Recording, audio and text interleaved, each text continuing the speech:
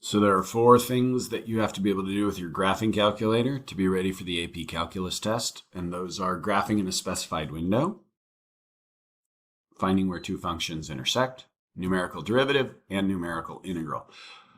This is the 4th video, numerical integral. If you need to look up the others, you can check those out too. Okay, so numerical integral, I always like to start with the graph. Let's think about sine of x.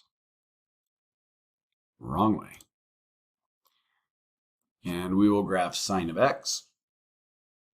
And I don't know, it's one of the first integrals we do. This area underneath sine between 0 and 2, 0 and pi. Sorry, it just looks like 2. Area underneath sine between 0 and pi is 2.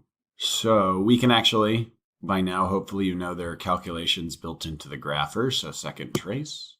And down here, number 7, we want the integral. So lower limit, that's the lower bound of integration. We're going to be doing the integral from 0 to pi. So I'll just type 0. And my upper limit is pi.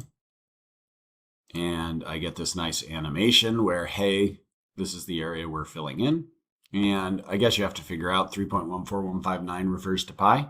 So we don't get pretty numbers here always, but there you go. So that's one way to go. If you need to do a numerical integral not from the graph screen, and usually not from the graph screen is quicker and easier, we can go to the math menu, and it's all the way down at number 9. Math 9 is numerical integral. Now I have this in the wrong mode, or at least in the what looks like T83 mode, so we'll do that first.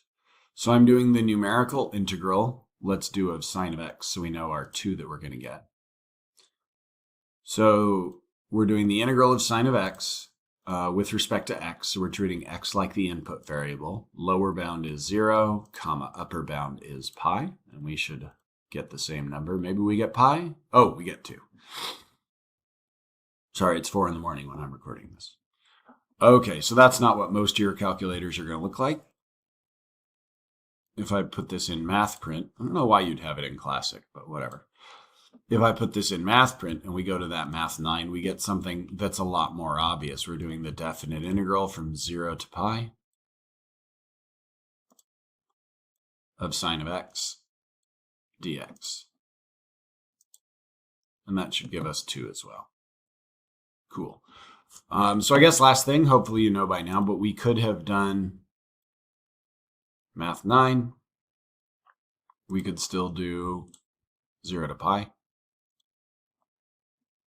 But if you have already typed a function into y1, as we have, if I refresh this, I think we can see, hold on, graph equation. So if I refresh this, we can see I have sine of x typed into y1. Your calculator doesn't have that. Then I get that same 2 because I'm doing the integral of this function from that home screen. All right, 4 for 4.